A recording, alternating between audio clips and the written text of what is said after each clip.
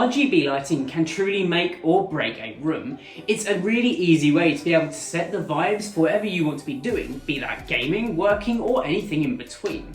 But they can also break the bank, with things like Philips Hue coming in the hundreds of pounds. So when LETOUR reached out to me and said that they had a light bar solution similar to that of the Philips Hue Play bars for under £40 and they wanted me to check them out, I kind of couldn't turn down the opportunity. So in today's video, we're going to be taking a look at these light bars, seeing what I love about them, seeing what I hate about them, and whether they truly can be a replacement for something like the Philips Hue Play bars. Hello everybody, my name is Robert and this is Clue.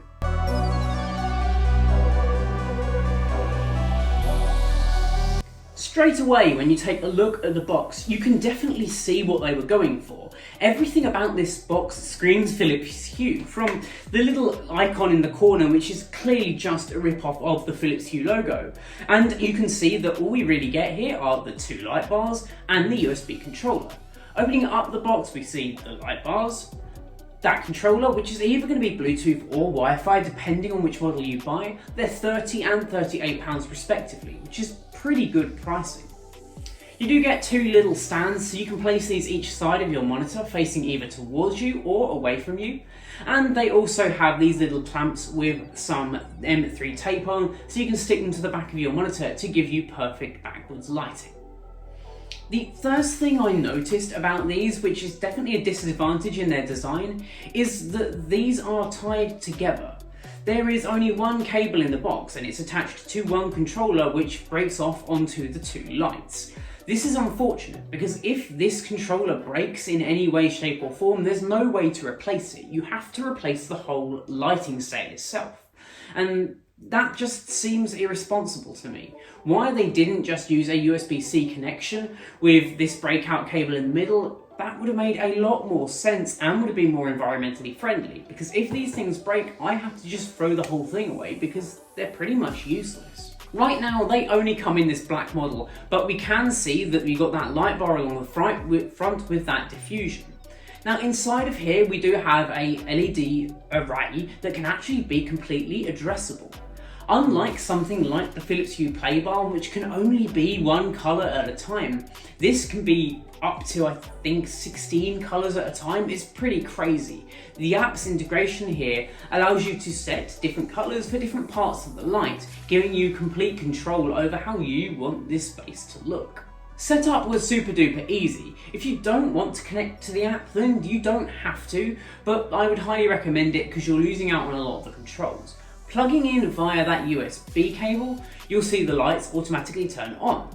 On the controller, you've got three different buttons. One that will turn on and off the lights, one that will affect the brightness of them, and the button on the bottom which will change from the audio mode to the normal lighting mode. The audio mode basically reacts to music, much as you would expect.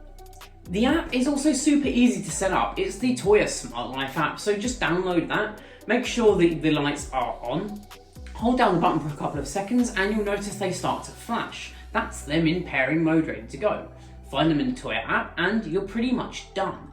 When you're inside of the app as well, you can start to change how the lighting looks. You can see it's split up into this little snake because it appears to think it's an LED light strip rather than a light bar, but this is fine. It doesn't make a ton of difference.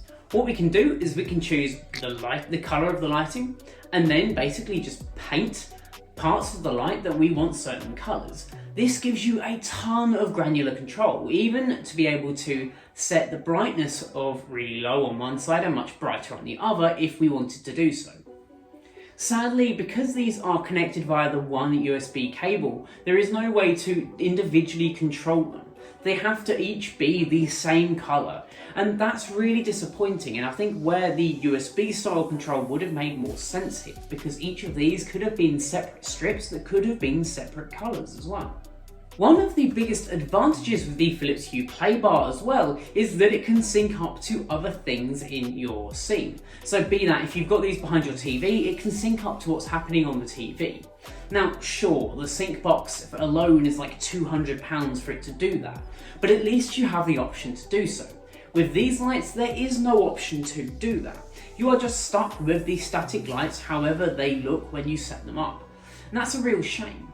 There is of course the music mode, so if you want to try and sync it up with the audio of your game, you can do, but I found in practicality it's not very responsive and pretty gimmicky.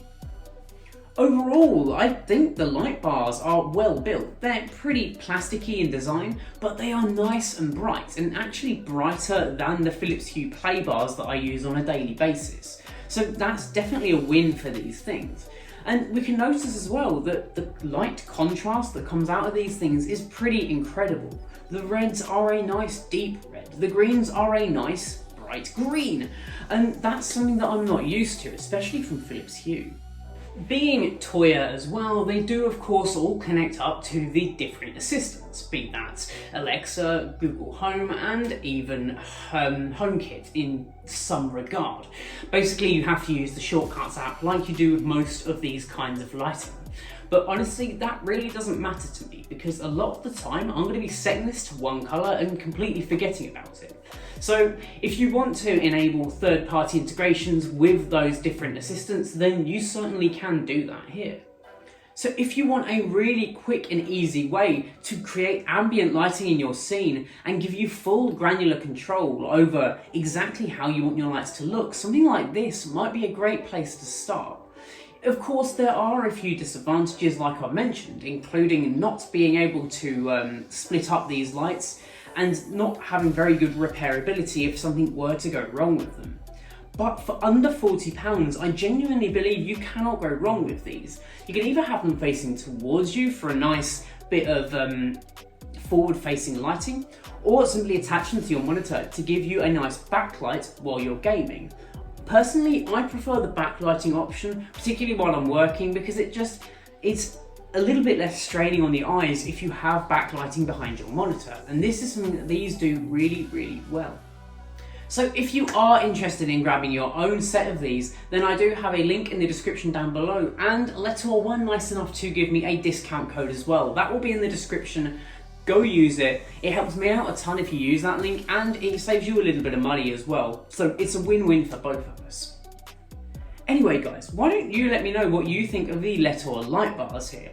I genuinely think these are really good value for money, and to be honest with you, I think I might get a few more sets of these just to help really set the vibe in my new office and my new house that hopefully we'll be moving into soon. So if you want to see some new house content, let me know in the comment section down below, and of course while you're down there as well, get subscribed, like, share, all of that good stuff. It does help me out a ton. Anyway guys, my name's been Robert, this has been Clue, and I will catch you in the next one. Adios.